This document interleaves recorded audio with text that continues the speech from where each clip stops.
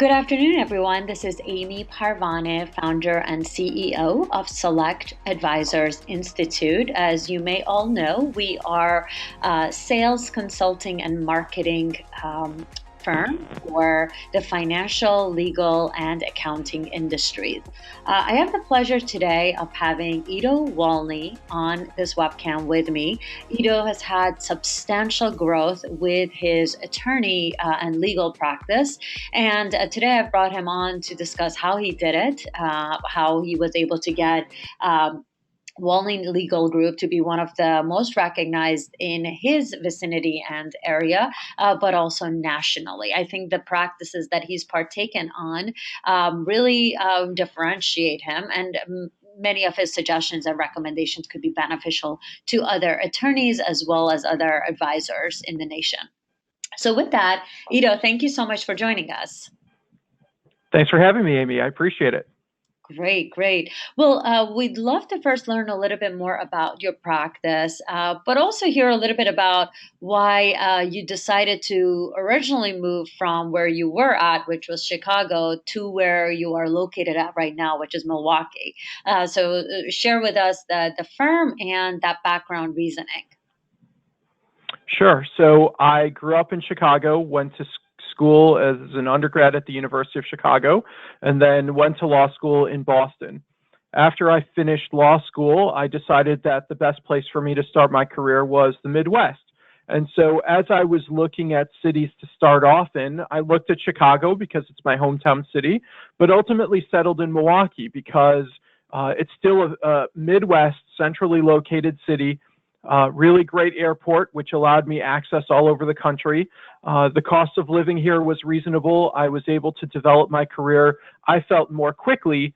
And if things didn't work out for me at the front end, I could always just pack up, drive an hour south, and be back in Chicago.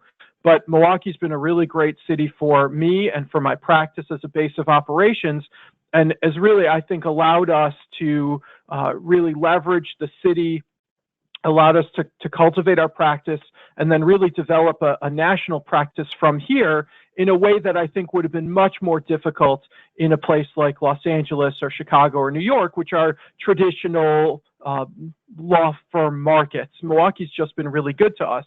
In terms of my practice, I spent 10 years at large law firms here in Milwaukee, and eventually in May of 2011, decided to start my own boutique estate planning shop. The nice thing about having spent 10 years at big law firms around town was we had offices all over the country, and so I was able to develop contacts in different cities, develop referral networks and client networks. More importantly, I was really able to learn the business of law, both positively and negatively. I could take lessons that I liked that the firms were doing and try to cultivate those, but I could also see a lot of the things that they were doing that I didn't like, that I thought I could do better, or that someone should just do differently, and then bring that to my firm and do it in a way that I wanted. I think that's proven to be well-founded because in the 9 years we've been around, the firm has grown substantially, and now we're known as, we've got a national reputation in the estate planning arena and do all sorts of things, whether it's client engagements, speaking opportunities, writing opportunities, really all over the country. So it's really worked out well. That's amazing. So you decided that you'd rather be a big fish in a small city versus going and starting, in a very populated city to really build that brand recognition. Yeah, I think that was a strategic decision that I made. I figured, and I think, again, this is borne out to be true, Milwaukee is obviously a smaller legal market compared to your Los Angeles, Chicago, New York markets. In order to be a bigger fish here, it's not quite as challenging as being a big fish in one of those other big cities. You can be a pretty big fish in New York, but you're still small just because the competition and the size of the city are enormous. In Milwaukee, you can really differentiate yourself quickly. And I think that because you're known in your local marketplace as a bigger fish or more recognized brand, you can then parlay that into your marketing and leverage that into opportunities in other cities in a way that I think would have been much more difficult in reverse. And so being a bigger fish in Milwaukee really has proven to be very, very helpful as our marketing and business opportunities have grown in other cities. So, utilizing that strategy, how would you recommend others who may be working at a large law firm in one of those larger metropolitan cities to think about themselves if they did want to, really go out on their own? Do you recommend someone in New York to really go to a smaller town? And if so, what would you recommend as far as building their name in such a town that they may not be known at? I think it would be hard for me to recommend to someone else that they should move or change what they're doing. I think like most marketing, ultimately what you need to figure out is what makes you different, what makes you unique. There are a lot of lawyers, and to the public, they just see a big pot of lawyers. And so you really need to figure out what makes you different, what makes you marketable, and leverage those opportunities. For someone in New York, in the city of New York at a big firm, maybe that experience or that name recognition of the firm allows you to piggyback off of that and carve out a niche, at least initially, that gets you some business that then you can leverage into more and more business. If you're in a small town, maybe that larger metropolitan area is something that you can leverage. At the end of the day, you need to find a reason why somebody should work with you as opposed to the next person. Leverage that, market that, and then grow your firm to the size that you feel most comfortable. My goal is not to become a 200-person law firm. My goal is to find a good number that allows us to be efficient and compete at the level that I want. And that's to be, a well-known regional and national firm. I just don't need 200 people to do that. And so, my needs are going to be different than a lawyer in New York who does corporate law, or a lawyer in a small New Hampshire town that does intellectual property. The needs are going to be different. You just have to identify those, know your markets, and know what's going to play well in them. Absolutely. Great recommendations. Now, let's talk about that marketing strategy and what has been beneficial for you. I know when you and I spoke, you do a lot of conference speaking. Well, you did bring up something really interesting, starting with your website. And I loved what you mentioned about it being not your search engine optimization, but your second touch optimization. I love that phrase. So tell us a little bit more about that, how you think about your website as your marketing engine. Absolutely. So being an estate planning attorney, a lot of our referrals come from people in the financial services industry. So we don't do a lot of, or really any marketing to end use clients. Theoretically, everyone is a potential estate planning client, and that's overwhelming from a marketing perspective. It also means that we've got to filter through all sorts of people in order to get the kinds of clients that we want to work with. So what we have found is that the better thing to do is to work with financial service professionals. And for me, I loosely define that as bankers, accountants, financial advisors, insurance agents, people whose clients are ultimately good clients for us. And I allow those people to do the filtering for us. So when a financial advisor or a banker makes a referral to that client to come work with us, the first thing the client is going to do is look us up on the internet and specifically try to find our website. If you have a good website, then that's helpful to the client. If you have a website that looks like it was designed in 1994, that presents a bad image, I feel, to the client. So what we wanted to do with the design of the website is not to try to do search engine optimization, meaning, most of our clients were not Googling estate planning and then magically finding us. What the way that they were landing on our website was someone said, go look at Walny Legal Group. They're a good firm for you. Look them up. And so what we wanted to do with the design of the website was, as you said, to be second touch optimization, meaning all of the things that we knew that our referrals were telling the clients, we wanted those things to be verified by the website. So that's who we are, our knowledge base, the fact that we speak and write a lot, the fact that we're personable. So there are a lot of videos on the site. I think the term is perfect, second touch optimization. It is not to get you when you're doing a very cold internet search. It's supposed to verify the prescription for success that was handed down by the original referral source. And that's worked really, really well for us. And tell us about those referral sources. How are you marketing to them? How are you getting in front of them? How are you differentiating yourself? So, those are personal relationships. And the only way to get those personal relationships is to get out there and work hard and hustle and spend time doing it. So I have, from very early on in my career, I was told, really, maybe even my first year as a lawyer, your employer can take away a lot of things from you. They can fire you. They can take your salary away. They can take your benefits away. They can take your cushy office away. They can take a lot away from you if they want. The two things that they can't take away from you are your knowledge base and your referral network, because those are yours and no one can take those away from you. And so I was told early on by a very good mentor, work on those things. And so from a very early professional age, I really tried to meet a lot of people. When I first arrived in Milwaukee, I think I knew one or two people.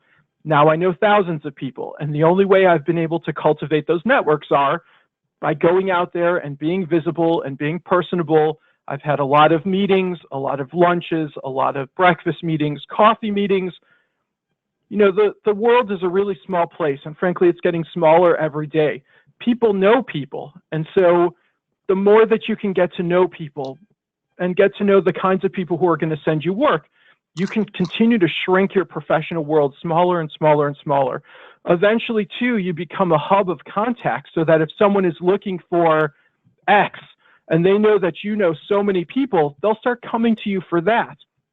And that becomes professionally a very useful tool, because sometimes it's just a matter of connecting people, but then they feel like they're indebted to you for the benefits that you've given them. Because, if I'm referring out someone for whether it's construction work or a realtor or a painter, whatever, I'm obviously not being paid for that, but the clients appreciate that and the referral networks appreciate that. And so that is also more likely to generate work for us down the road.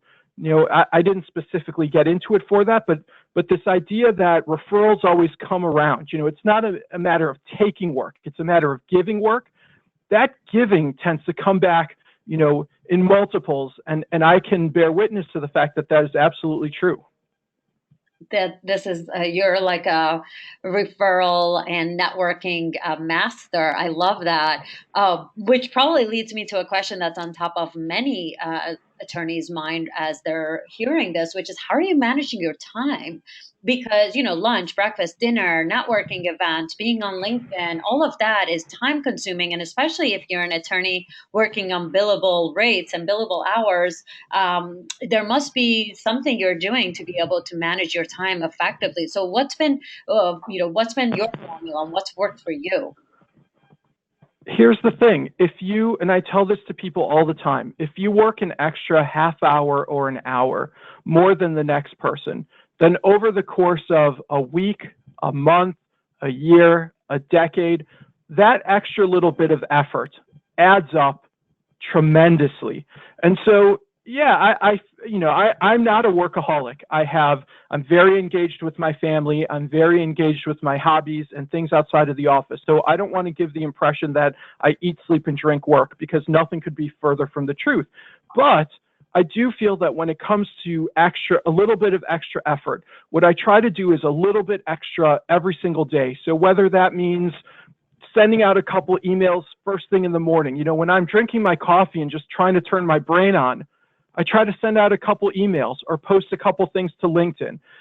If I haven't heard from someone in a while, I'll send out an email or give a call just saying, hey, I haven't heard from you in a while. How are things? Again, not necessarily with an eye towards business, but just keeping that network active and engaged.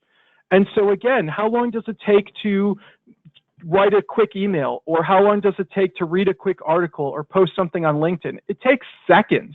We're not talking about hours upon hours of extra effort. However, over the course of, again, a week, a month, a year, a decade, that little bit of extra effort every single day adds up to a lot of effort. And if your competitors aren't putting in the same kind of effort, over that time frame, you're going to be able to separate yourself tremendously from the competition. And I feel that to a very large extent has been exactly what my recipe for success has been. It's not been to work 23 hours a day. It's been to work smartly and efficiently and try to out hustle people a tiny bit every single day. I love that. I am a big believer in just that extra hour that no one else is putting in, or even on the weekends. It doesn't take that much time to just read that article, go post something. But a lot of people overanalyze it and then they just don't do it. So and they give up too easily, right? How many times have people gone to a Chamber of Commerce meeting once or twice and not gotten a referral and given up because they've said, wow, I can't get any referrals here. I've heard people say LinkedIn is useless. I've liked 100 articles and no one has sent me anything. But I think it's a lack of understanding about the fact that just like all marketing, you can't expect that you run a commercial and all of a sudden the doors are going to get beaten down by clients who want to work with you. It's a marathon. It's about doing a little bit and getting brand recognition and getting awareness and for people to be aware of what you do and what your brand is and why they should work with you. And if you do this continually over the long period of time and add value to them, and, for me on LinkedIn, it's not about selling us. It's just about being top of mind with the work that we're doing. Again, if you look at it as a marathon instead of a sprint, all of those methods are extremely effective. Absolutely. Absolutely. I mean, I even have what I call the law of 100. Sometimes I speak with professionals we work with and they say, no, you know what, that didn't work. And then I ask them, how many people did you send that messaging to? And they say 4. I say give up or pivot once we've reached at least 100 people we've tried something on, or 100 people we've seen at the Chamber of Commerce, not 4. So 100. Absolutely. Agree with that. And we even have people calling us that they're like, we've seen your name so many times on LinkedIn. Now we're ready to talk. And people think everyone should be ready now. And that's not the case. It's never the case, unless there's an emergency where they need your services right this second or really bad things are going to happen. That's just not how marketing works. And so you've really got to understand what marketing does for you. You have to have reasonable expectations. And if you've decided that X, Y, or Z is the direction you want to go, you've got to give it enough time and opportunity to be effective. And whatever your initial expectation is, generally speaking, you have to double or triple it because that's just the nature of marketing. Absolutely. Couldn't agree with you more. Just one extra question I was going to ask you, Eido. When you are sitting down with a new referral source, tell us if you can, just like at least a structure of how that conversation goes, and then the drip you do on that individual to keep in touch with them until the time when their first referral comes in. Do you have a process that usually works, specific questions or, an agenda for that initial meeting? Obviously, you're getting to know each other, but are there, methods that you've used that really make that meeting a little bit more high impact? Yeah. So, I mean, to your point, the first thing I do is really try to get to know that person, their business, their service renderings. I want to get to know them more than I want them to get to know me, because the more I understand about them, again, the more I'll be able to send them work. And for me, as I enter those relationships, my goal is not to extract work. It's to be able to give work, because I believe that the more you give, by far, the more you get. So I really want to learn a lot about that person. I'm generally the one asking a lot of questions and trying to dig deep into them. I want to know about their family. I want to know about what their kids do. I want to know about what their hobbies are. In large part, if I can find connections with that person outside of professional, that's going to help our relationship. If I can have a personal relationship with the person beyond just a professional relationship with the person, that's going to allow me to be have a much more vibrant relationship with them. If their kid plays hockey, or if they are a car collector, or they like classic cars, I'm going to be able to develop bridges with them in ways that other people aren't. And so that person is going to look at me as more than just a lawyer, or more than just an estate planning lawyer. you want to work with your friends. You want to work with people who you have commonality with. And so I think that a mistake that a lot of people make is A, trying to sell their product, and B, not developing those bridges. And ultimately what you end up being is simply another financial advisor, another lawyer, and over the course of a career, you get mixed up with a lot of other people. I want to differentiate myself. So that's the first thing. The other thing is I have my elevator speech ready to go about why we're different.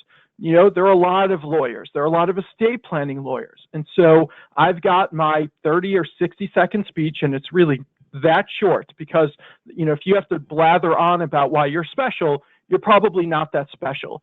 But if you can identify it pretty quickly, that leaves a lasting impression on the person that I'm meeting with. And it's something that they're going to be able to then, at least in large part, remember and then convey to their clients that will ultimately be my clients.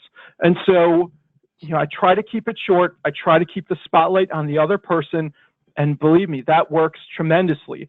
And then I always thank them both at the meeting and then later, hopefully that day, if it's an evening meeting, maybe the next morning, thank them for having the meeting so that they've got another touch from me.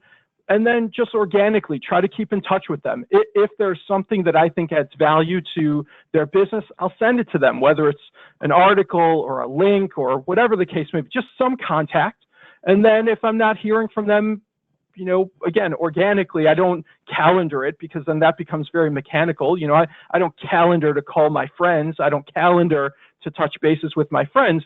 So I wouldn't do that with my professional contacts because, again, the goal is to become friendly with them. Maybe they're not your best friends, but they're your friends more than just professional contacts. And so, as these people pop into my head, or if it's been a little while and I thought I would hear from them, or I thought I should reach out to them, I just send them a short note. Hey, how's everything going? Or how was that thing that we talked about at lunch? How did that turn out? Or how did that client situation work itself out? Something to continue. You don't want to necessarily create a novella in terms of a conversation, but you want another touch, and then eventually there'll be clients that you're working on together, and then those touches will then become organic because you'll have reason, professional reason to keep in touch. I love that. How you're right. I mean, calendaring, I don't do that either. If someone is important to me, they're on top of my mind. And LinkedIn is very effective with that too, in case someone is from way past and you want to reconnect. But no, usually for me, it's the same. Organically remembering someone, oh yeah, I need to drop him an email. So definitely, you did bring up your elevator speech. I'd love it if you could share that with us, your 30 to 60-second elevator pitch, because a lot of professionals ask us, how do I develop and craft my elevator pitch? So it would be great if we could hear yours to see how that's been, sticky and valuable for you. Sure. So normally what I would tell people in some version of this is that Walny Legal Group was started in May of 2011. I've grown the firm from being just myself to now having 7 lawyers and 15 total employees. I came from a big firm background, so I've got a lot of technical knowledge, but I try to have a very high level of customer service in a way that most big law firms simply can't do because they're on a billable hour system. What we've gone to is more of a flat fee system so that the clients know exactly what they're getting into financially before they sign up to do it. That's opened up lines of communication between us and the client so that we have more of a relationship instead of the clients always being worried about whether the phone call or the email or the contact they're having with us is costing them additional time and money. And so, we do a really great job. And most importantly, we're going to do it in a way that the client feels like they've gotten tremendous customer service, which for you as the referral source is ultimately going to reflect well, because when I can present a happy client, they're going to be really thankful for you for having referred them over. So my ultimate goal is, to do a good job for the client, but ultimately to make you as the referral source look as best as you possibly can. So that's kind of the elevator speech, and that works really well because it hits a lot of high points and, again, puts the spotlight less on me, although I tell my story, but puts it back on the referral source because that person knows that my job is to make them look good, and that's ultimately what they're looking for. Again, a lot of people look at networking and referring as trying to get work, and so if I can, again, turn that referral spotlight away from me and back onto the referrer makes them really happy. And that works really, really well. Absolutely. At the end of the day, we live in a world where everyone needs to know what's in it for them. And so the fact that your elevator speech was all from the perspective of what's in it for the referral source, I think that's why it's been so powerful. Also building that credibility right off the bat, that you started with one and now you have so many different professionals within your organization, but you also came from the big law firm that just, it's just like instant check off that you know what you're doing. Absolutely. And we try, I think a lot of that is just the way that we run our law firm. I try to be transparent internally and externally. You see what you get what you see. There's no reason to pull the wool over anybody's eyes. I tell people you don't owe me any money until you know what it is that you're buying. And so clients really appreciate that. The employees really appreciate that. It just works really well. And for me, it's almost a common courtesy, but as I've told people often, common courtesies are perhaps the least common thing in the world. You'd be shocked how much business we get simply by returning phone calls in a timely manner, answering emails in a timely manner.